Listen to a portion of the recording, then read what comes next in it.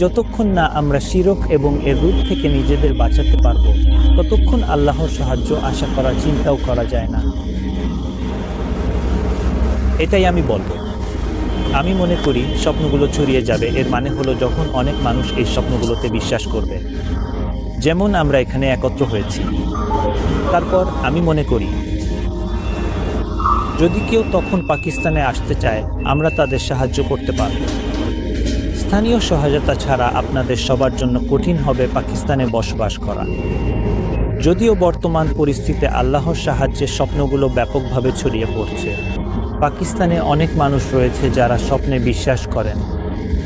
তবুও আমি বলছি আরও একটু অপেক্ষা করতে। যত বেশি মানুষ স্বপ্নে বিশ্বাস করবে, তত বেশি আগে আপনাদের পাকিস্তানে আসা সহজ হবে। এটা তাদের জন্য পাকিস্তানে বসবাস করতে বেশি সহজ হবে, কারণ তখন তারা বেশি সহায়তা পাবে।